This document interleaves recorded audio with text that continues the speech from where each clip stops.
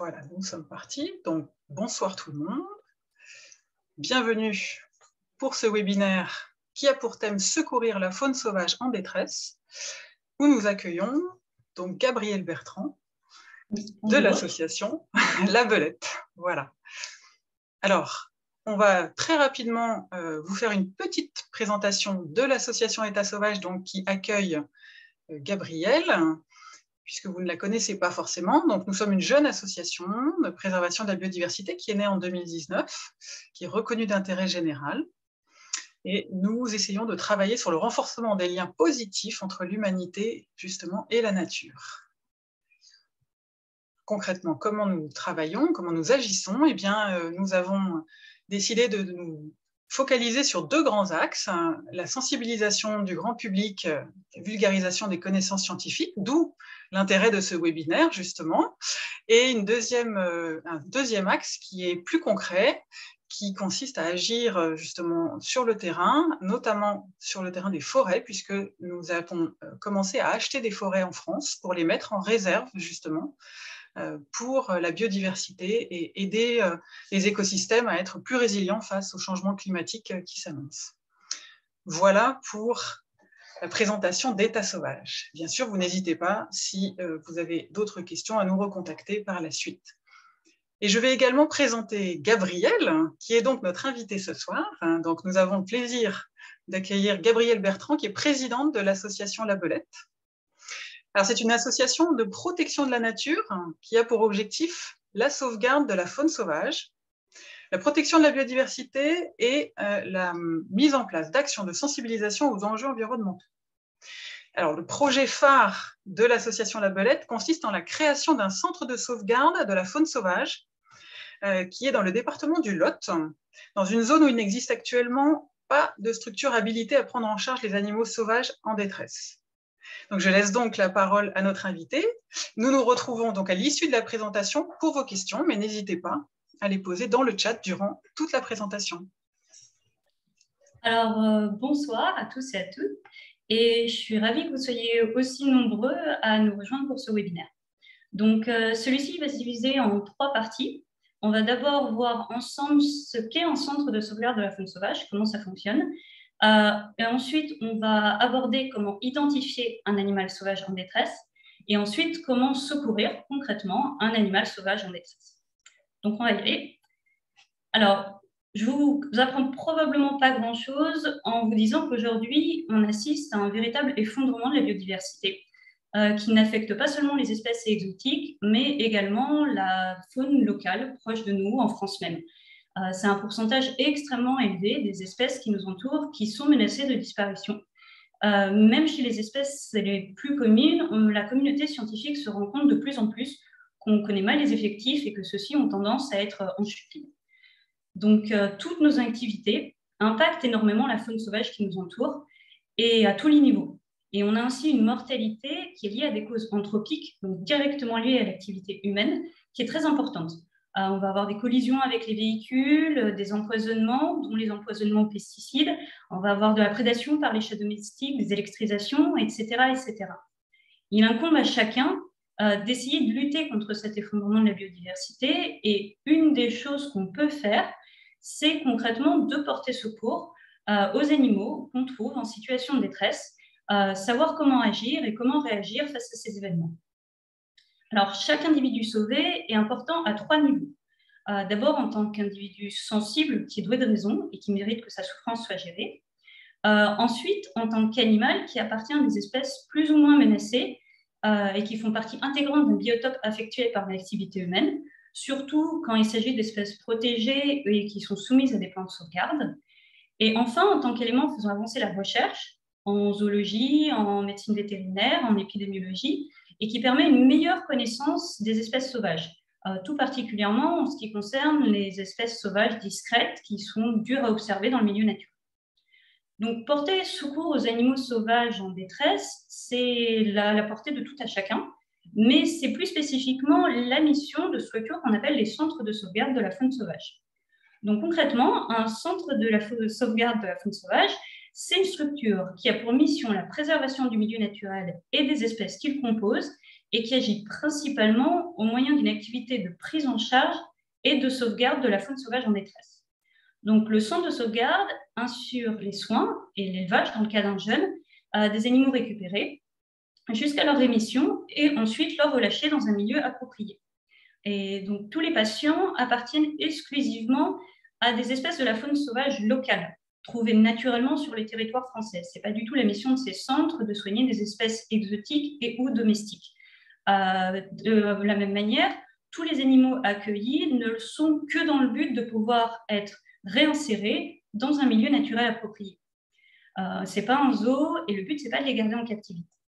Donc, toutes ces activités, elles sont définies par un arrêté, l'arrêté du 11 septembre 1992, qui indique bien que les centres de sauvegarde de la faune sauvage sont les seules structures en France qui sont habilitées à pratiquer cette activité de récupération, soins, réhabilitation et relâcher des animaux sauvages.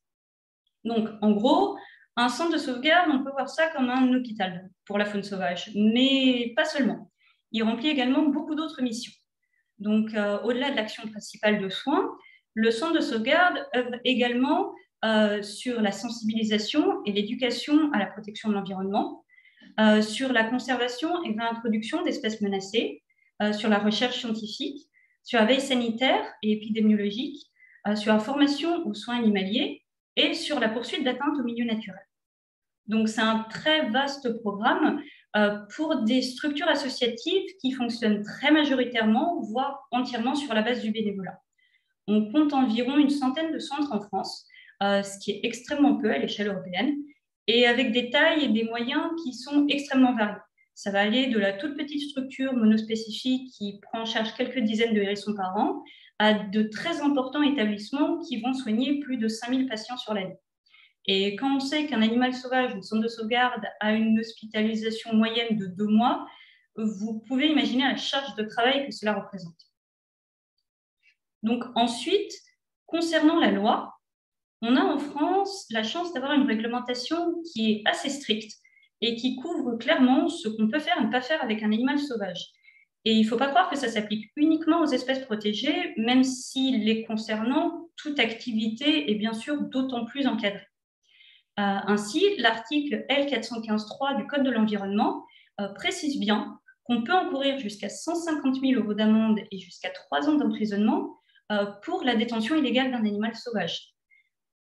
Concernant ensuite l'activité des centres de sauvegarde et la faune sauvage en détresse, les modalités de la prise en charge de celle-ci sont clairement définies par des lois, donc nationales et internationales, par des arrêtés et par des circulaires, dont l'arrêté du 11 septembre 1992 déjà mentionné. Donc ça, d'accord, mais qu'est-ce qu'il en est d'un particulier?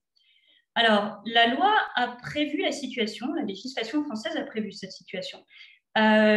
C'est-à-dire que dans le cadre d'un animal sauvage qui est trouvé en état de détresse, les acheminements jusqu'à un centre de sauvegarde sont systématiquement autorisés.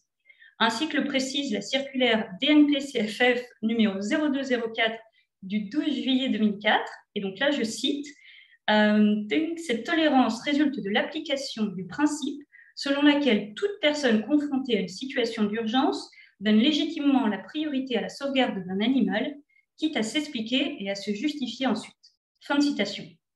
Donc, c'est systématiquement autorisé. Par contre, la circulaire précise bien qu'il y a 2 conditions indispensables qui sont requises. Le transport doit s'accomplir sans délai et le chemin choisi doit être le plus court possible du lieu de découverte à la localisation du centre de sauvegarde. Donc, ça peut être utile quand même de se manifester auprès du centre de sauvegarde en amont afin que son autorisation de transport vous couvre et afin d'éviter les cas de litige. Donc, quoi qu'il en soit, tout ce qu'on voit avec la loi, c'est que vraiment, le but, c'est pas que chacun puisse récupérer chez soi un animal sauvage et puisse directement essayer de le soigner ou de l'élever. Encore une fois, seuls les centres de sauvegarde sont habilités à pratiquer une telle activité. Le but, c'est donc bien de l'amener dans les meilleures conditions et le plus rapidement possible jusqu'à un tel établissement. En revanche, il est tout à fait du ressort de tout à chacun d'intervenir, de capturer, mettre en sécurité et rapatrier un animal sauvage trouvé en détresse jusqu'à un tel centre. Donc, voilà, la première chose à faire avant tout ça, c'est d'identifier qu'est-ce qui est exactement un animal sauvage en détresse. Qu'est-ce que ça constitue? Qu'est-ce que ça veut dire? C'est une question qui peut paraître évidente de premier abord, mais qui n'est en fait pas tant que ça, et en sont témoins les très très nombreux animaux amenés en centre de sauvegarde qui n'avaient pas lieu d'être.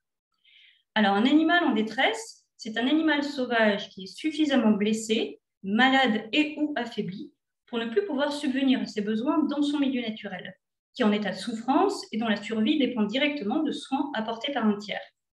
Et dans la catégorie animaux affaiblis, on comprend également les très jeunes animaux qui sont trop jeunes pour pouvoir subvenir à leurs propres besoins et dont les parents n'assurent plus leur élevage pour quelque raison que ce soit.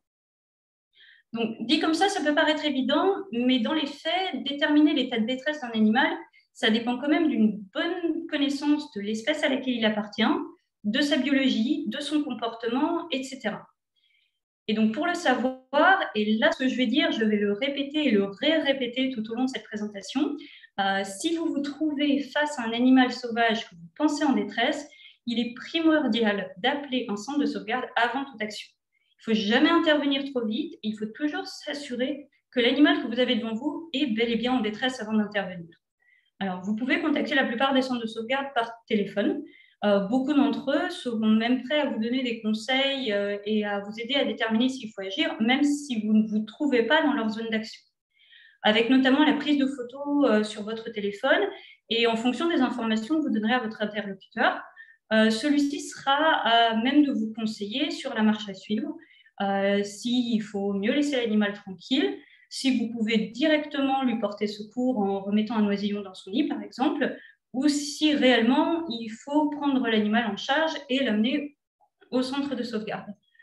Donc, dans les faits, il peut bien sûr arriver qu'on ne puisse pas, dans l'instant, contacter un centre. Si on trouve un animal la nuit ou dans une zone isolée où on n'a pas de couverture téléphonique, par exemple. Et c'est pourquoi je vais essayer de vous donner le maximum de clés et d'informations possibles pour juger de l'état de détresse d'un animal. Mais encore une fois, le réflexe, ça doit toujours être de contacter un centre de sauvegarde avant toute chose ou au moins le plus rapidement possible. Donc, un animal en détresse, on a deux cas de figure principaux. Le cas d'un adulte ou le cas d'un jeune. Alors, dans le cas des animaux adultes, la détresse est généralement beaucoup plus facilement identifiable. Il faut savoir qu'un animal sauvage adulte qui se laisse capturer, et à de très très rares exceptions près, et là je pense principalement aux hérissons, plus en état de subvenir à ses propres besoins. Donc, un animal blessé de manière évidente, qui est malade ou affaibli au point de ne plus pouvoir s'enfuir et résister à la capture, c'est bien évidemment un animal en détresse. À l'inverse, certains individus résisteront à la capture alors que blessés de manière évidente. Vous seriez surpris de voir par exemple à quel point un chevreuil peut courir vite, même avec une patte cassée. Dans ces cas-là, vous ne serez pas forcément en posture de récupérer l'animal, mais vous pourrez toujours le signaler auprès du centre de sauvegarde le plus proche, auprès des services de pompiers ou auprès des agents de l'Office français de la biodiversité, qui sont plus connus sous le sigle de l'OFB et qui représentent la police de l'environnement. Donc, chez les adultes, il n'y a que peu de cas où on peut interpréter à tort un état de détresse. Ce n'est pas du tout la même chose chez les jeunes. Tous les ans, au moment de la saison de l'élevage des jeunes, les centres de sauvegarde sont submergés sous une masse de petits qui sont victimes d'un surinterventionnisme malheureux. C'est une situation tragique parce qu'aucun être humain, même le plus expert, ne peut remplacer ses parents et ses congénères auprès des jeunes animaux sauvages. Et de manière plus prosaïque, ça implique aussi une contrainte de temps et d'argent extrême sur des structures déjà très sollicitées. Donc, c'est vraiment, tout le monde est perdant avec cette histoire. Ce qui est dommage en plus, c'est que ces jeunes sont ramassés avec toutes les meilleures intentions du monde. C'est ce que j'appelle le kidnapping bienveillant. Et c'est ce qui rend la situation la plus frustrante. Donc, pour un jeune, quand est-ce qu'il faut intervenir? Comment est-ce qu'on reconnaît un jeune animal sauvage en détresse? Alors, comme pour un adulte, il y a des signes qui ne trompent pas. S'il est blessé, s'il est recouvert de mouches ou de leurs œufs, s'il est trouvé près du cadavre de sa mère, ou s'il appelle sans arrêt, il faut intervenir. Par contre, s'il est trouvé seul et qu'il ne répond pas à un de ces critères précédents, il faut analyser la situation. Donc, pour faire ça, on va d'abord diviser entre oiseaux et mammifères. Alors, pour les oiseaux, on peut se retrouver devant deux cas de figure principaux. Le premier cas de figure, c'est celui d'un petit très jeune qui va être soit sans duvet du tout, ou soit recouvert principalement de duvet et qui est trouvé seul. Cette situation est anormale. C'est un petit qui est soit tombé du nid, soit le nid lui-même est tombé. Donc, l'idéal, s'il n'est pas blessé, c'est de le remettre en hauteur dans le nid, ou si le nid n'est pas accessible ou s'il est brisé, de fabriquer un nid de substitution. Donc, ce qu'on peut faire très facilement en mettant, par exemple, un carton entre les branches de l'arbre où était le nid précédent, ou un panier en osier. Il y a beaucoup d'options pour faire des nids de remplacement, à condition que ceci respecte deux critères. Un, il faut que le petit soit en sécurité dedans. Et deux, il faut que le nid de remplacement soit suffisamment ouvert pour que à la fois les parents puissent y accéder pour nourrir le petit et qu'ensuite le jeune puisse s'en aller au moment de prendre son envol. Et j'attire votre attention sur le fait que, contrairement à ce qu'on entend souvent, les oisillons ne vont pas être rejetés par leurs parents parce que vous les avez manipulés. Il ne faut pas croire que ça marche comme ça. Chez les petites espèces, les mésanges ou les hirondelles, par exemple, vous n'avez même pas besoin de les remettre dans le nid d'origine. Vous pouvez les remettre dans un nid qui est occupé par la même espèce, avec des jeunes d'un âge similaire, et les parents s'en occuperont de la même manière, parce que l'adoption se fait très facilement dans ces espèces. Donc, ensuite, le deuxième cas de figure, c'est celui d'un oisillon plumé, mais qui ne vole pas, et qui est trouvé au sol. Et bien, ces cas de figure, c'est complètement normal, par contre. Ce que je vais vous dire, c'est probablement là le conseil qu'on répète le plus l'été en centre de sauvegarde.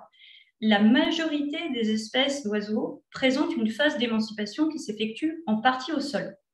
Donc, le jeune n'est pas encore volant, mais les parents continuent de le nourrir pendant quelques temps, ils continuent de s'en occuper, et donc il est très important de les laisser en place à cette période. Il s'agit là d'une phase d'apprentissage qui est cruciale dans le développement du jeune. Cette phase ne dure que quelques jours, et en effet, durant ceux-ci, le jeune est très vulnérable, mais ce n'est pas une raison pour le ramasser à tort pour autant. Donc, si jamais il y a un danger immédiat, il peut être utile de prendre le petit et de le redéposer quelques mètres plus loin.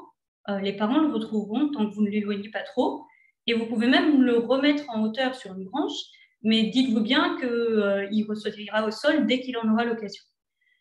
Donc, la meilleure manière d'aider les oisillons à cet âge-là, c'est de les laisser tranquilles, de ne pas les encourager à s'approcher des humains et d'enfermer et surveiller vos animaux domestiques si jamais ils se trouvent dans votre jardin. Encore une fois, c'est l'affaire que de quelques jours avant qu'ils ne deviennent bien volants et qu'ils soient complètement autonomes. Et j'attire votre attention sur un cas particulier qui est celui des rapaces nocturnes. Donc, c'est les chouettes et les hiboux qui ont la même phase de développement avec une phase d'émancipation au sol, mais celle-ci est beaucoup plus longue et plus encore souvent interprétée à tort comme de la détresse, parce que les petits sortent du nid alors qu'ils sont encore très enduvés et qu'ils n'ont presque pas de plumes de vol ou de couverture. Donc, en gros, pour un rapace nocturne, si jamais vous trouvez un tout petit qui ne tient pas sur ses pattes ou qui a les yeux fermés, il faut intervenir. Là, vraiment, il n'est pas normal qu'il soit hors du nid. Par contre, si ce n'est pas le cas, il faut vraiment le laisser tranquille. Sauf si c'est une effraie des clochers. Parce que ce serait trop simple s'il n'y avait pas d'exception qui confirme la règle. Donc, la chouette effraie, c'est la seule espèce de chouette dont les parents ne s'occupent absolument jamais du petit s'il est trouvé hors du nid. Là, dans ces cas-là, les jeunes doivent obligatoirement être replacés dans le nid. Il faut trouver le bon nid, là, il n'y a pas d'adoption qui tienne. Ce qui peut être un peu difficile parce qu'on n'a pas forcément une identification facile de la localisation du nid et des fois, il est très en hauteur. Donc, il faut au maximum essayer de remettre le petit directement dans le nid. Si ce n'est pas possible, là, vraiment, c'est la prise en charge par un centre de sauvegarde qui s'impose parce que les parents ne le nourriront pas. Et la jeune effraie, elle s'identifie des autres espèces de rapaces nocturnes assez facilement parce que son duvet est tout blanc et elle a une face en forme de cœur. Et si elle vocalise, elle fait des sons très, très dérangeants de vieilles chaudières ou de vieux radiateurs qui sifflent. C'est assez bizarre. Bon, du coup, on a vu les oiseaux. Maintenant, passons aux mammifères. Alors, la question des mammifères, elle est assez complexe, car l'attitude à avoir va beaucoup plus dépendre d'une bonne identification de l'espèce et de l'âge.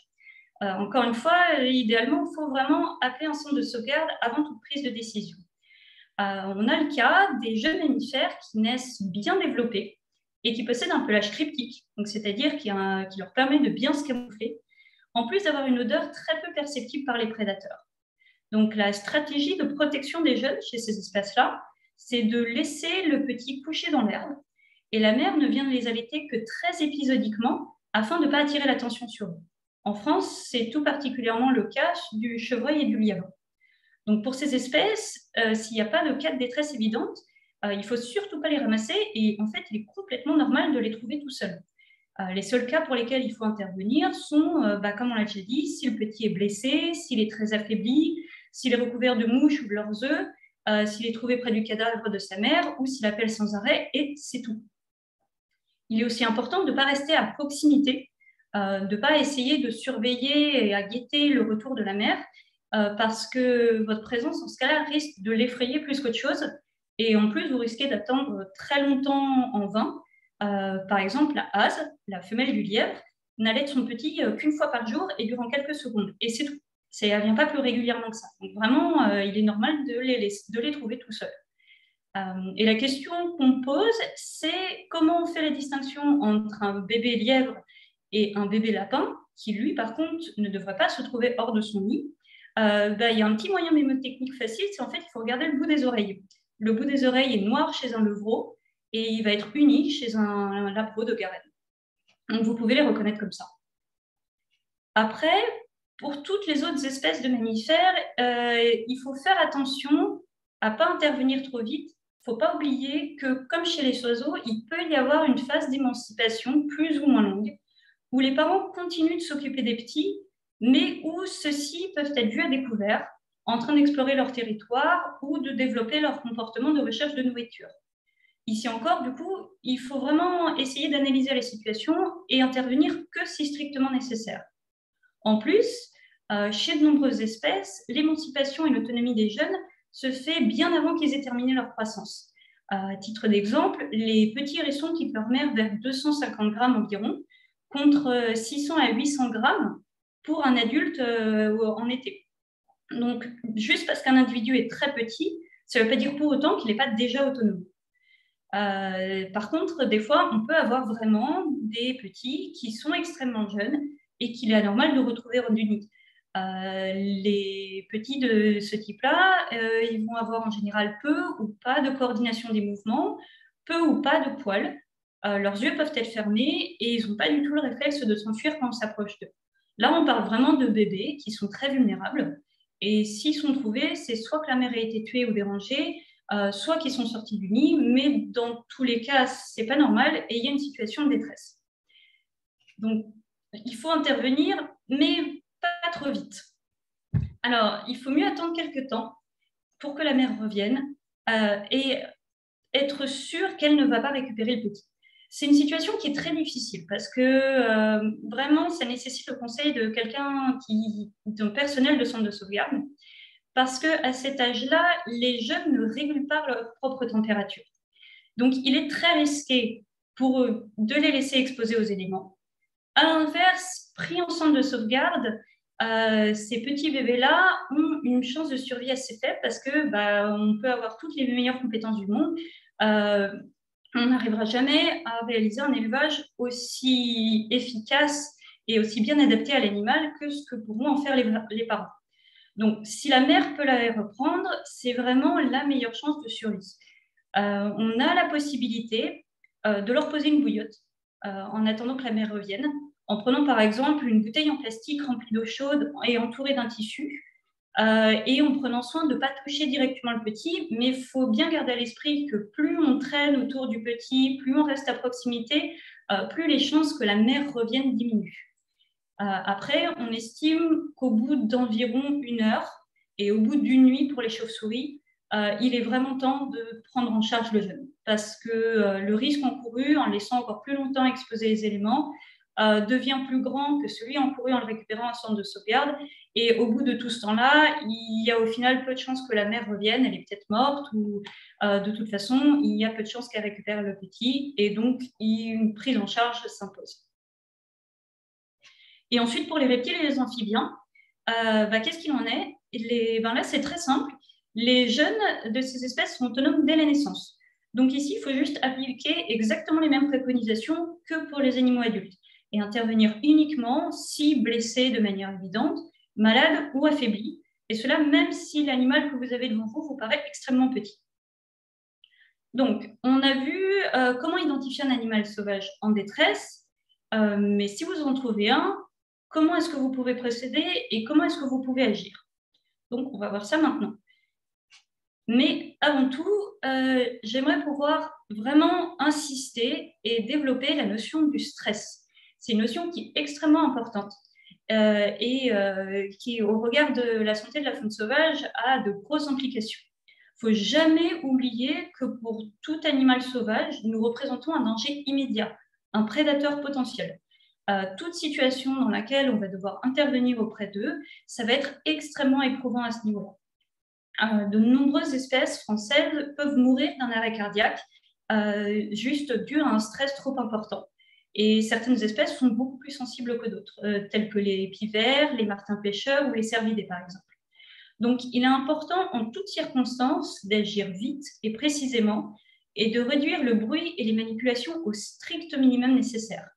Il faut toujours garder cet aspect à l'esprit, toujours l'avoir en tête et le prendre en compte dans chacune de nos actions dirigées vers un animal sauvage. Donc, c'est pour ça que c'est vraiment important. Je vous le mentionne maintenant parce que c'est quelque chose qui doit toujours rester en tête. Donc, maintenant, comment intervenir? Vous avez trouvé un animal en détresse, appelé un centre de sauvegarde qui vous a confirmé qu'il fallait en effet le prendre en charge, et maintenant, il va falloir le capturer et le transporter jusqu'à l'établissement. Alors, pour la capture, il faut toujours penser à votre sécurité en premier lieu. Ne vous mettez jamais inutilement en danger pour récupérer un animal sauvage. Si accéder à l'individu représente un danger trop important, s'il est coincé sur le toit d'un immeuble, par exemple, appelez les pompiers ou l'agence de l'OFB de votre département. Exceptionnellement, le centre de sauvegarde que vous avez normalement contacté pourra dépêcher quelqu'un pour gérer une capture qui doit être effectuée par un professionnel, ou sinon, il pourra rediriger celle-ci vers des autorités compétentes. De la même manière, certaines espèces de la faune sauvage française, et ici je pense principalement aux adultes de mammifères carnivores ou de cervidés, ou voilà, les ongulés de manière générale, peuvent représenter un danger très important. Donc, vous n'attelez pas de vous-même à courir derrière un chevreuil adulte blessé, vous risqueriez de finir à l'hôpital. N'oubliez pas non plus qu'un animal, même s'il vous paraît très fortement débilité et affaibli, peut révéler une énergie insoupçonnée si jamais il pense que vous le menacez. Et si vous êtes en train d'essayer de le capturer, il verra ça évidemment comme une menace. Il ne sait pas que vous essayez de lui porter secours. Donc, faites très attention. Et si vous devez intervenir auprès d'une espèce représentant un danger potentiel pour vous, ne le faites vraiment que si vous êtes sûr de vos gestes et de votre bon jugement de la situation. Et ensuite, toujours dans le but d'assurer votre sécurité, j'attire l'attention sur le fait que vous ne devriez jamais manipuler un animal sauvage à main nue. Donc, ayez toujours le réflexe de mettre des gants épais, des gants de jardinage, des gants de moto, n'importe, avant de toucher l'animal. Il s'agit là de vous protéger des atteintes physiques en premier lieu, donc les cerfs des rapaces par exemple, mais aussi de vous protéger des zoonoses, qui sont des maladies qui traversent la barrière de l'espèce. Un animal sauvage, surtout un animal sauvage en détresse qui peut souffrir de l'atteinte de nombreux pathogènes, peut vous transmettre un certain nombre de maladies, dont certaines, malheureusement, peuvent être assez sérieuses, voire très sérieuses. Je prends l'exemple le plus extrême, mais on a quand même en France plusieurs espèces de chauves-souris qui sont des vecteurs du virus de la rage, qui est, rappelons-le, mortel. Donc, toute morsure au sang nécessite une hospitalisation de toute urgence. Avec des gants épais, vous ne risquez rien, mais encore une fois, le fait de porter ceci est indispensable. Additionnellement, porter des gants, c'est aussi pour la sécurité de l'animal. Les amphibiens, tout particulièrement, possèdent une peau poreuse, perméable, et ainsi, il est extrêmement aisé de les infecter avec des pathogènes présents sur nos mains, qui sont inoffensifs pour nous, mais qui peuvent être très dangereux pour eux. Même les graisses qui sont naturellement présentes sur notre peau peuvent être dangereuses pour eux. Donc vraiment, vraiment, toujours, pour l'animal comme pour vous, équipez-vous d'une paire de gants. Donc, l'équipement dont vous allez avoir besoin pour une capture, comme on vient de le dire, des gants de protection. Ensuite, vous allez avoir besoin aussi d'une serviette ou d'un autre linge plus ou moins épais, suivant l'espèce, et adapté à sa taille. Et ensuite, un contenant pour le transport. On reviendra là-dessus, mais il s'agit en général d'un carton percé de petits trous d'aération ou d'une caisse de transport de type caisse à chat. Donc, l'approche de l'animal, elle se fait dans le calme, sans bruit et sans courir. Encore une fois, les animaux sauvages sont très sensibles au stress, donc les maîtres mots, c'est vraiment rapidité et efficacité. Après, la technique de capture en tant que telle, elle n'a rien de sorcier. Ce qu'il faut, c'est essayer de se rapprocher au maximum de l'animal et dès que possible, lui lancer la serviette dessus de manière à recouvrir la tête. Une fois la tête couverte, vous pouvez alors vous approcher plus près et immobiliser le corps et les membres de manière à mettre de manière sécurisée l'animal dans son contenant, son carton ou sa caisse de transport. En général, la manière la plus simple de l'attraper, c'est de le ramasser comme un paquet, en prenant la serviette avec, et de mettre le tout dans le carton. Faut quand même faire attention parce que, suivant les espèces, vous allez avoir des parties de l'anatomie de l'animal qui représentent un danger particulier, et donc vous devez être plus particulièrement vigilant sur ces zones-là. Donc, chez les rapaces, c'est les cerfs qui représentent le vrai danger. Le bec peut vous égratigner, mais comme vous avez normalement des gants, vous ne risquez rien. Par contre, en revanche, les pattes peuvent, même à travers les gants, infliger une pression importante, voire percer le tissu. Donc, soit vous arrivez à ramasser l'animal emmitouflé dans sa serviette en le tenant le plus loin possible de votre corps, soit vous le sécurisez en tenant fermement les pattes au niveau de l'articulation d'une main et en tenant le corps de l'oiseau de l'autre main, ou s'il est trop grand, en plaquant son dos contre vous. Au moment de mettre l'animal dans le carton, ce qu'il faut, c'est essayer de l'introduire la tête la première. Comme ça, vous pouvez garder les pattes en main et vraiment ne les lâcher qu'au tout dernier moment. Alors, les autres types d'oiseaux qui représentent un danger particulier, ce sont les échassiers ou les oiseaux marins, les oiseaux piscivores en quelque sorte, chez lesquels le danger vient principalement du bec. Donc, celui-ci est très pointu, il peut être très tranchant et les échassiers, les hérons par exemple, se défendent avec en dépliant leur long cou et en visant les yeux. Donc, vraiment à faire attention. Ici, il est essentiel d'attraper le bec en premier. Donc, avec des gants toujours, vous l'attrapez fermement et d'une main. Et ensuite, avec votre autre main, vous pouvez ramasser le corps en n'hésitant pas à le plaquer contre vous, histoire d'éviter que l'animal batte des ailes et ne se blesse à ce niveau-là. Ensuite, quand vous le mettez dans le carton, cette fois-ci, c'est le corps que vous posez en premier et vous ne lâchez le bec qu'au tout dernier moment avant de vite refermer le dessus de la caisse. Il faut aussi avoir conscience que certaines espèces, donc à savoir les cormorans et les fous-de-bassin, ne possèdent pas de narine externe. Donc, c'est plus compliqué pour ces espèces-là. Soit vous les attrapez par la tête, soit si vous les attrapez directement par le bec, il faut faire attention à être très rapide et à ne pas faire durer la contention sous risque d'étouffer l'animal. Ensuite, concernant les mammifères, c'est les dents qui sont votre souci principal.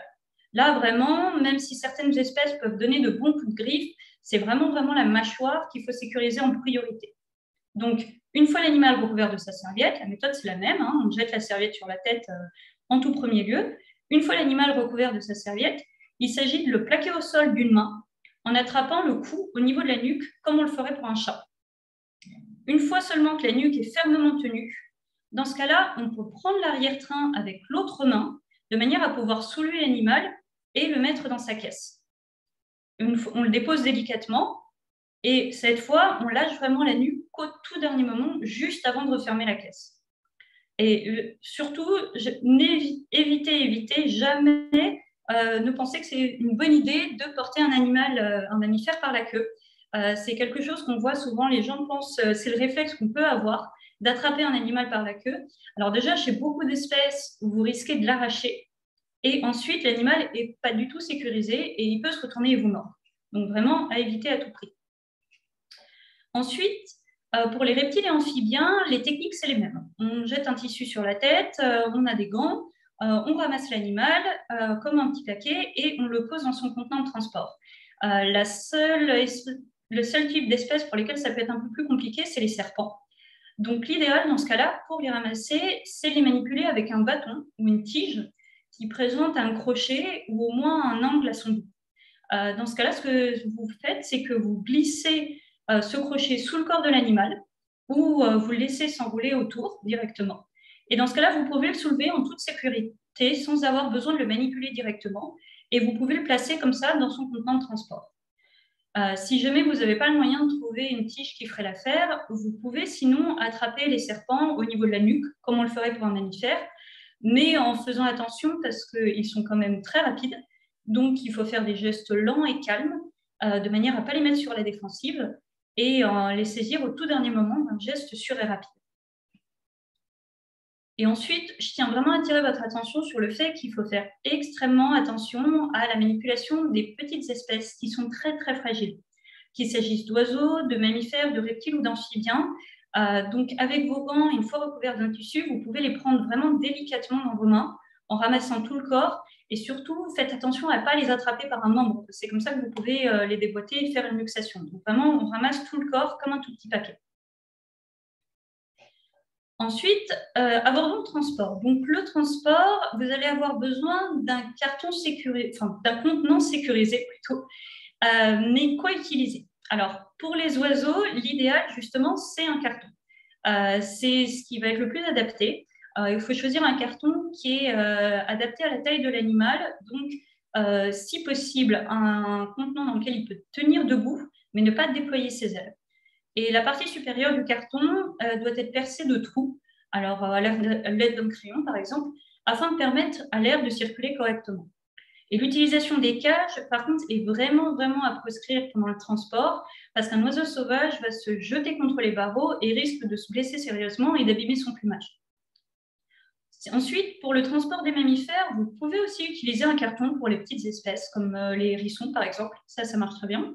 Il faut juste faire attention pour les rongeurs ou pour les lagomorphes, c'est-à-dire les lapins par exemple, de ne pas les laisser trop longtemps dans un tel contenant sous risque qu'ils le rongent suffisamment pour pouvoir s'en échapper. Donc pour ces espèces-là, et ensuite pour toutes les autres espèces de taille moyenne à grande, ce qui est plus recommandé, c'est vraiment d'utiliser une caisse de transport rigide, donc en plastique, en métal ou en bois. Idéalement, si vous avez sous la main un objet de type caisse à chat ou à chien, comme on peut en trouver dans le commerce, c'est ce qui est le plus pratique. Mais après, si vous n'en possédez pas, des solutions maison peuvent être trouvées, telles qu'une caisse de rangement, un curveur par exemple, ce que vous aurez recouvert d'une grille, d'un couvercle grillagé. Vous pouvez trouver plusieurs solutions. L'important, c'est vraiment que les considérations principales restent, 1, la sécurité du transporteur et de l'animal, et 2, la prévention des risques d'échappée. Donc vraiment, après, du moment où vous avez un contenant solide que vous pouvez fermer, ça peut faire l'affaire. Pour les très petites espèces, telles que les musaraignes ou les chauves-souris, l'idéal, c'est de les maintenir dans un pot ou une boîte en verre ou en plastique, dont le couvercle est percé de tout petits trous. Et pour le transport des reptiles et amphibiens, c'est comme pour les tout petits mammifères, ils doivent être placés dans un contenant donc en verre ou en plastique, adapté à leur taille, donc le couvercle est fermé de tout petits trous et est bien fermé de manière sûre.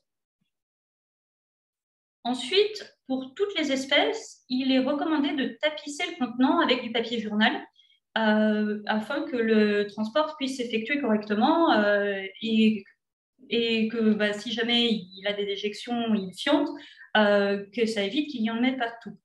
Par contre, si jamais vous avez un animal très jeune ou un animal adulte très fortement affaibli qui ne tiendrait pas sur ses pattes, un substrat plus moelleux est davantage approprié. Donc, vous pouvez utiliser une serviette éponge ou une couverture, un linge bien épais, en faisant par contre très attention qu'il ne soit pas effiloché afin que les fils ne s'en mettent pas dans les pattes et ne les garrottent pas. Il est également important pour les jeunes et pour les adultes très affaiblis de faire attention aux états d'hypo ou hyperthermie, donc c'est-à-dire de température corporelle trop basse ou trop élevée. Il est nécessaire pour ces animaux-là, sauf en cas de très forte chaleur, de mettre une bouillotte contre l'animal. Donc, pour ça, vous pouvez prendre une bouteille en plastique que vous remplissez avec de l'eau bien chaude. Cette bouillotte, vous ferez attention de bien l'entourer d'un tissu avant de la mettre contre l'animal et de faire attention aussi qu'elle ne l'écrase pas pendant le transport. Maintenez aussi l'animal dans le noir autant que faire se peut. Si le contenant que vous avez choisi est transparent ou présente une partie grillagée à travers laquelle l'animal peut voir ce qui l'entoure, placez un tissu de manière à lui bloquer la vue. Vous diminuerez ainsi grandement son état de stress pendant le transport. Et enfin, petite subtilité, pour les amphibiens, donc pour les grenouilles, les crapauds, les tritons, les salamandres, il ne faut pas utiliser de papier journal parce que l'encre est toxique pour eux. Donc, pour eux, pour mettre dans le fond du contenant, ce qui est idéal, c'est plutôt un linge, par exemple un torchon, qui sera imbibé d'eau et qui les maintiendra ainsi suffisamment hydratés. Donc, maintenant, vous avez un animal en détresse, capturé et sécurisé dans une caisse. Et bien que faire, on va l'amener au centre de sauvegarde. L'amener le plus rapidement possible, soit directement à l'établissement, soit dans un de ses points relais. Parce que j'en profite pour préciser ce point de détail. Certains centres ont en effet la chance d'avoir des vétérinaires ou d'autres structures qui acceptent de servir de relais afin que le découvreur de l'animal en détresse ne doive pas lui-même faire tout le trajet jusqu'à l'établissement. Donc malheureusement, ce n'est pas toujours une option. Et quoi qu'il en soit, de toute façon, le personnel du centre de sauvegarde que vous avez contacté vous donnera la localisation à rejoindre pour aller déposer l'animal. Donc, n'oubliez pas, par contre, avant d'entamer le trajet, de bien vous noter un mémo concernant l'anamnèse de l'animal. Donc, c'est-à-dire toutes les circonstances liées à sa situation de détresse et à sa découverte. Donc, s'il a été trouvé près d'une route ou après avoir entendu des coups de feu, par exemple, à quel moment de la journée vous l'avez trouvé, etc., etc. Il est tout particulièrement important de noter son site de découverte parce que ça permet ainsi, une fois sa convalescence terminée, de lui faire retrouver son territoire. Donc vraiment, toutes ces informations sont importantes et elles vous seront de toute façon demandées quand vous amenez l'animal au centre de sauvegarde. Ça peut donc être utile de vous les noter rapidement, tant qu'elles sont encore fraîches dans votre mémoire et avant même d'entamer le transport. Donc ensuite, les règles lors du transport et en attente de celui-ci sont très simples. Tout d'abord, pas de dérangement. N'oubliez pas que vous avez affaire à un animal sauvage qui est affaibli et qui est déjà extrêmement stressé par la situation dans laquelle il se retrouve. Il est absolument essentiel de limiter le dérangement au minimum. Et donc, ça veut dire qu'il ne faut pas le caresser, qu'il ne faut pas l'exhiber, qu'il ne faut pas lui parler, qu'il ne faut pas s'amuser à le prendre en photo et qu'il faut vraiment le manipuler que si strictement nécessaire. Ensuite, le calme absolu. Donc, gardez l'animal dans un environnement calme. Si vous devez attendre un peu avant de pouvoir le transporter, mettez-le dans une pièce sombre, silencieuse et chauffée. Et lors du transport en tant que tel, ne mettez pas de musique, faites attention au bruit fort et gardez le volume de votre voix vraiment le plus bas possible. Ensuite, la troisième règle, c'est vraiment ne rien donner. Ce troisième point, c'est souvent celui qu'on a le plus de mal à faire passer et qui est le plus difficile à faire comprendre. Mais en aucun cas, il ne faut donner à manger ou à boire à un animal sauvage, à moins que ça vous ait été explicitement conseillé par le personnel d'un centre de sauvegarde. Pour ça, il y a plusieurs raisons en fait. Tout d'abord, il est extrêmement aisé pour quelqu'un d'inexpérimenté d'étouffer ou de noyer un animal en essayant de lui donner nourriture ou boisson. À titre d'exemple, la trachée des oiseaux est située au beau milieu de leur cavité buccale, vraiment au bout de leur langue, en plein sur le passage de tout liquide que vous pourriez essayer d'introduire vous-même. Ensuite, on rejoint également le premier point qui est de ne pas déranger l'animal ici. Parce que bien souvent, mettre de la nourriture dans le carton, voire directement dans la bouche de l'animal, vérifier régulièrement s'il a bien mangé, et ainsi toutes les actions qui vont avec le fait de le nourrir vous-même, ça va générer un niveau de stress extrêmement élevé et qui va faire dépenser au final au pauvre animal plus d'énergie qu'il en aurait récupéré en mangeant par exemple quelques croquettes. Additionnellement, la nutrition animale, c'est une véritable science. Il y a honnêtement peu de chances pour que, sans une expérience de soins à la faune sauvage, vous sachiez exactement quels aliments donner, à quelle espèce et à quel stade de leur développement. Donc, certains aliments couramment donnés sont même mortels pour beaucoup d'animaux sauvages. À titre d'exemple, on a tous les ans, en centre de sauvegarde, des jeunes hérissons qui arrivent et qui décèdent d'avoir été alimentés avec du lait de vache auquel ils sont complètement intolérants. Donc vraiment, et ça c'est sans exagération aucune, moins vous en faites, mieux c'est. Ne tentez jamais, jamais surtout de soigner l'animal vous-même. L'important, et ça c'est vraiment votre mission, c'est de le faire prendre en charge par un personnel expérimenté. Il faut juste essayer de faire ça le plus rapidement possible. Et si vous l'accomplissez, vous pouvez être sûr que vraiment vous aurez fait tout ce qui est en votre pouvoir pour porter secours à cet animal. Donc, en guise de conclusion, sachez qu'en étant bien préparé, vous pouvez sauver la vie d'un animal sauvage en détresse.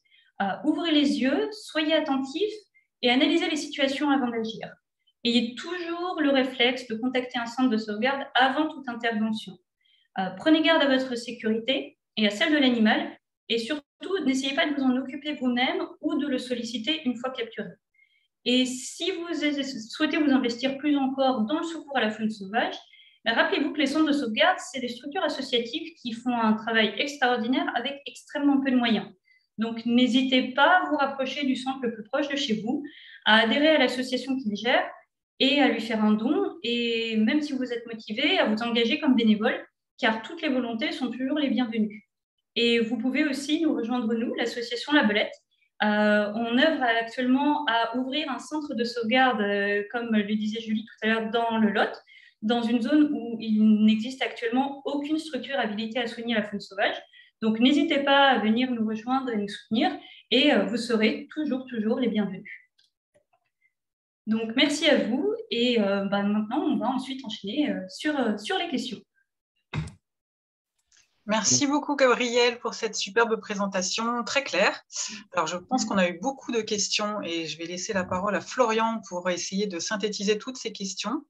Nous avons déjà dépassé un petit peu le timing, mais si vous êtes encore tous disponibles, on va peut-être pousser jusqu'à 20h15 si vous êtes d'accord. Voilà. Donc, je laisse la parole à Florian. Merci. Donc, effectivement, on a eu pas mal de questions sur le chat.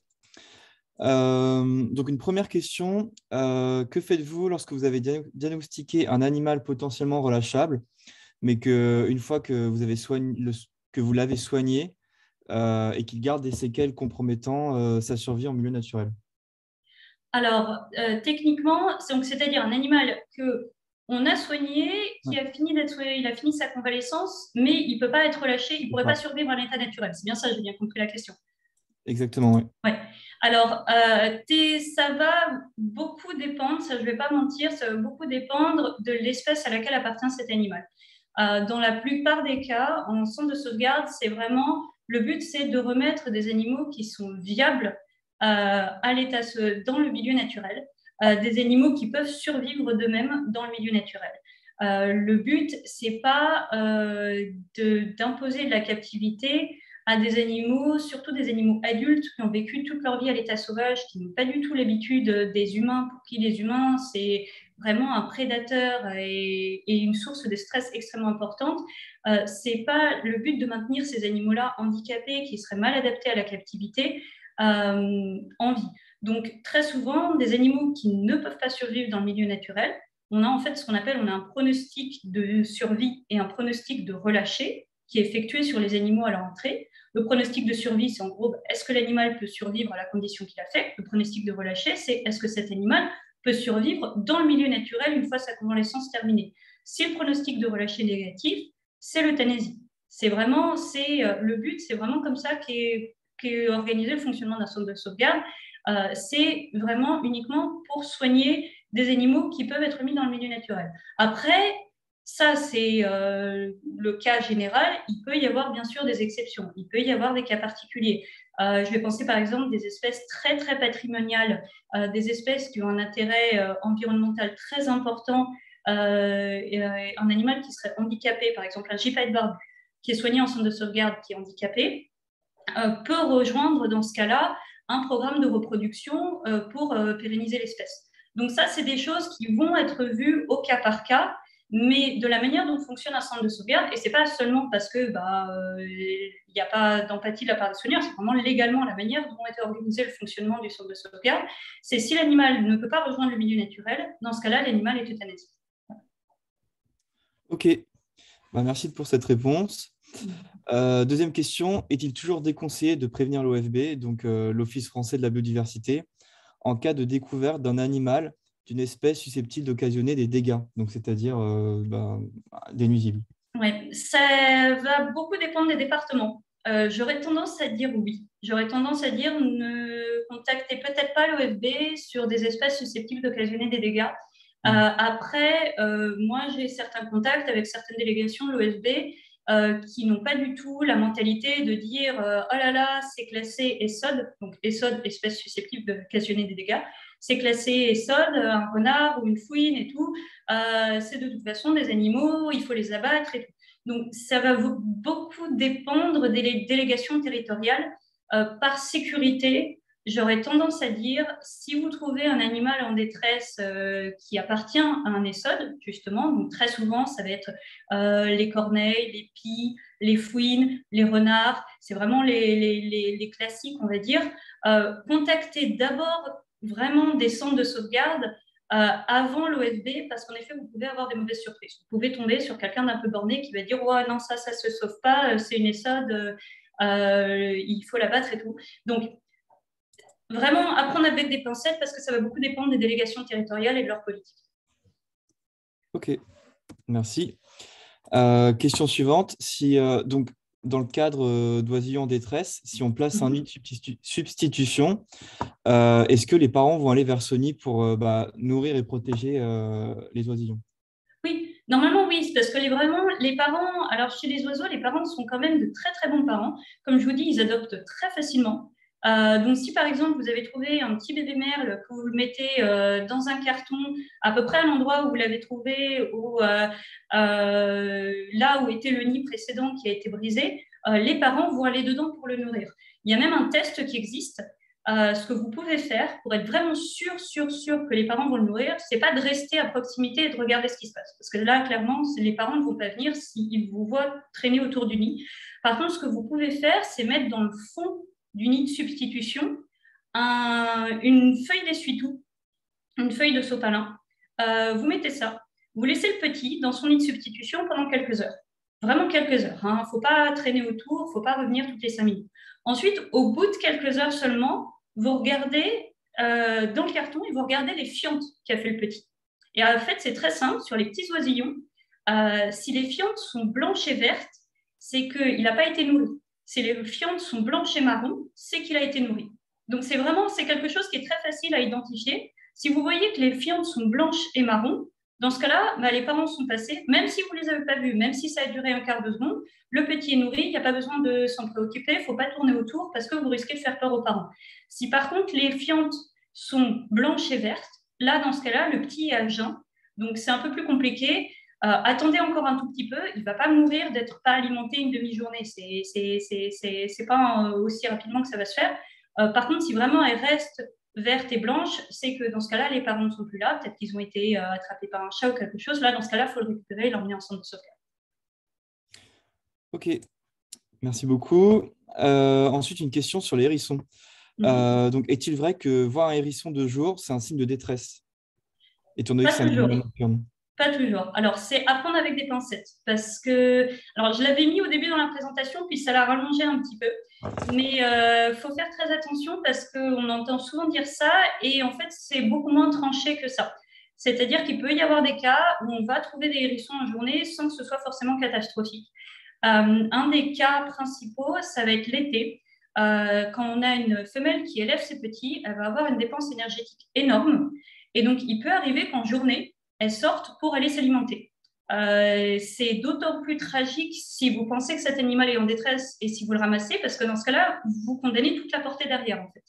Donc vraiment, si c'est un animal qui a l'air en bonne santé, qui n'est pas, je veux dire, prostré au soleil, qui n'est pas recouvert de mouches ou de leurs œufs, qui n'est pas vraiment apparaître très affaibli, très maigre et tout, même si vous le voyez en journée, ce n'est pas en tant que tel signe de détresse. Une autre possibilité aussi, c'est les jeunes qui sont tout juste émancipés, qui commencent à peine à sortir vraiment, à être autonomes. Très souvent, il y a un peu de temps avant que vraiment le rythme circadien normal se mette en place. Et donc, pareil, on peut les voir même des fois en milieu d'après-midi, ils commencent à sortir. Au lieu de sortir seulement le soir, ils commencent à sortir dès le milieu de l'après-midi. Donc, c'est pareil, c'est quelque chose qui n'est pas forcément anormal. Je ne dis pas qu'il ne faut pas garder un œil dessus, Mais il faut vraiment analyser la situation et pas intervenir trop vite. Il faut vraiment faire attention. On a des cas où c'est vraiment un hérisson qui est trouvé en pleine journée parce qu'il va pas bien, mais pas toujours. Donc vraiment à faire. Ok. Question suivante. Pour les animaux atteints de plomb, l'intoxication au plomb est-il pris en compte dans le diagnostic du relâché? Alors, normalement, oui. C'est-à-dire qu'on va soigner les animaux qui sont atteints avec des plombs. On va, par exemple, leur donner des traitements antitoxiques qui sont contre les métaux lourds, comme du calcium et des TA. Enfin, vraiment, il y a des traitements qui sont suivis. On va essayer de retirer manuellement tous les plombs qui peuvent être retirés manuellement. Après, comme le saturnisme, donc qui est le nom de l'intoxication de plomb, c'est quelque chose qui est lent à se mettre en place. Le consensus en centre de sauvegarde, c'est qu'on fait tout ce qui est possible pour lutter contre le saturnisme, et ensuite l'animal est quand même relâché, même s'il reste encore quelques plombs dans l'organisme. C'est-à-dire que c'est probablement un animal qui va finir par mourir de saturnisme au bout de quelques temps, qui aura une espérance de vie beaucoup moins longue qu'un autre animal de la même espèce dans le milieu naturel, mais il aura l'occasion quand même de vivre plusieurs années potentiellement de sa vie dans son milieu naturel. Il aura l'occasion de se reproduire. Donc, l'animal finit par être relâché, même si, évidemment, on sait très bien que c'est un animal qui aura une espérance de vie moindre. Ok. Question suivante. Comment faites-vous pour limiter le stress des animaux s'ils sont maintenus en centre le temps de leur guérison? C'est une question cruciale dans la gestion d'un centre de sauvegarde. C'est un énorme problème. Le meilleur moyen de gestion, c'est de limiter le temps de la convalescence. C'est vraiment ça. Dès que l'animal peut partir dehors, c'est le plus vite possible le mettre dehors. Après, il faut faire très attention, c'est-à-dire qu'en centre de sauvegarde, alors je ne sais pas s'il y a des gens ici qui sont bénévoles ou qui ont déjà été dans les centres de sauvegarde, vraiment les animaux sont manipulés au minimum. Les animaux, on ne leur rend pas visite, on ne les prend pas dans les bras. C'est vraiment, ils ne sont manipulés que pour les soins et c'est tout. Dès que possible, ils sont placés dans des structures de réhabilitation. Donc, ça va être des volières, ça va être des enclos où ils voient les gens le moins possible, idéalement juste une fois par jour, le temps de distribuer la nourriture. Donc, c'est vraiment, il va y avoir, alors suivant les espèces, on va pouvoir mettre des précautions en place plus ou moins importantes. Mais vraiment, le but, c'est vraiment l'hospitalisation, l'expédier la plus rapidement possible. Bon, après, des fois, il peut arriver qu'il y ait des hospitalisations très longues, mais si possible, l'expédier le plus rapidement possible et vraiment être extrêmement strict et extrêmement ferme pendant la convalescence pour limiter le stress, pour ne pas crier devant les animaux, pour ne pas les prendre dans les mains s'il n'y a pas besoin de les prendre dans les mains, pour cacher justement, mettre des brises-vues, mettre des tissus devant les caisses, enfin, pour pas qu'ils nous voient. Il y a vraiment tout ça qui est mis en place, c'est vraiment un point crucial du fonctionnement d'un centre de sauvegarde. Limiter ce stress. Ok, merci. On va prendre encore 2 questions sur les centres de sauvegarde. Que faire s'il n'y a pas de centre de sauvegarde près de chez soi? Alors ça, c'est la question centrale, c'est que s'il n'y a pas de centre près de chez soi, l'idéal, c'est quand même d'appeler le centre le plus proche. Parce que des fois, les centres, même s'ils sont très éloignés, ils arrivent à organiser quand même avec certains bénévoles qui sont des bénévoles rapatrieurs, des gens qui vont pouvoir couvrir des départements sur lesquels il n'y a pas de centre. Des gens qui sont extrêmement précieux pour les centres de sauvegarde parce qu'ils sont prêts des fois à faire 3 heures de route pour amener les animaux. Donc, il faut quand même les contacter. Il faut contacter le moins loin, on va dire. Essayer de voir avec eux s'il y a une possibilité pour transporter l'animal. Après, s'il n'y a pas de possibilité pour transporter l'animal du tout, il faut essayer de trouver un moyen pour avoir quelqu'un qui va transporter cet animal. Donc, c'est vraiment quelque chose de très compliqué parce que là, dans ce cas-là, on est pieds et poings liés. Parce qu'en tant que particulier, il n'y a pas la possibilité, vraiment, c'est illégal et c'est vraiment pas dans l'intérêt de l'animal de le garder chez soi. Après, il faut pouvoir être prêt en face à faire des fois 3 heures de route pour amener un animal, ce que pas tout le monde peut faire. Donc, il ne faut pas hésiter à vraiment contacter les centres de sauvegarde, contacter aussi les groupes sur Facebook, par exemple les groupes de covoiturage, les choses comme ça. Des fois, on arrive à avoir des gens qui vont justement pouvoir organiser des transports ainsi Mais c'est vrai que c'est une vraie problématique et en France, on n'a pas assez de centres de sauvegarde. C'est bien le gros problème. Ok, merci beaucoup. Et dernière question pour ce soir. Est-ce qu'il existe des centres pour animaux marins? Oui, oui, oui. Alors, il y a en France les animaux marins. Bah, moi, j'ai été pendant longtemps au centre de sauvegarde du Chêne, par exemple. C'est un centre en Normandie qui soigne les phoques. Il y en a quelques-uns qui soignent les animaux marins, en sachant que animaux marins, ça va principalement être les pinnipèdes, donc les phoques, ou les tortues de mer. Mais il y en a plusieurs. En France, on n'a pas vraiment de centre qui a les structures nécessaires pour soigner des cétacés. Par contre, il y en a à l'étranger. Aux États-Unis, par exemple, il y a un très grand centre en Californie qui soigne régulièrement des cétacés et qui ont les structures adaptées pour. Bon, nous, on est en retard à ce niveau-là, ça, on n'en a pas. Mais pour ce qui est phoques, oiseaux marins, les tortues de mer et tout ça, oui, oui, c'est pris en charge par les centres de sauvegarde qu'on peut avoir en France qui sont spécialisés dans ces espèces. Merci beaucoup. Et une question bonus, c'est quel est l'âge minimum pour devenir bénévole? En général, c'est 18 ans. Dans la plupart des centres, après, il faut se renseigner. Il y a certains centres qui acceptent des gens un peu plus jeunes, mais c'est pour des raisons d'assurance, en fait. C'est pas parce qu'on n'a pas envie d'avoir des bénévoles plus jeunes, c'est parce que comme c'est quand même avec des animaux sauvages, il y a un risque de blessure, il y a un risque de maladie. Très souvent, les assurances ne couvrent pas les mineurs. Donc ça, c'est à voir avec le centre de sauvegarde le plus proche de chez vous. Ça va dépendre, mais dans la très grande majorité des cas, ça va être 18 ans. Ok, merci beaucoup. Merci Gabriel pour toutes tes réponses. Merci à vous aussi pour toutes vos questions très intéressantes et pertinentes. Julie, je vais te repasser la main pour conclure ce webinaire. Tout à fait. Merci beaucoup, Florian. Un très grand merci, Gabriel, pour toutes ces informations très précieuses. Je crois qu'il y a encore d'autres questions. Il y a également des messages indiquant que ça mériterait un deuxième webinaire. Alors, n'hésitez pas aussi à nous envoyer vos suggestions de webinaires ou de sujets à traiter. Nous essaierons évidemment de répondre à vos attentes dans la mesure des contacts aussi que l'on a. D'ailleurs, vous pouvez nous suggérer également des intervenants que vous aimeriez écouter à nouveau. Merci à tous. On a enregistré ce webinaire que vous allez pouvoir retrouver très rapidement sur notre chaîne YouTube, donc État sauvage. Et puis, n'hésitez pas à en parler autour de vous, à passer ces messages qui sont très précieux.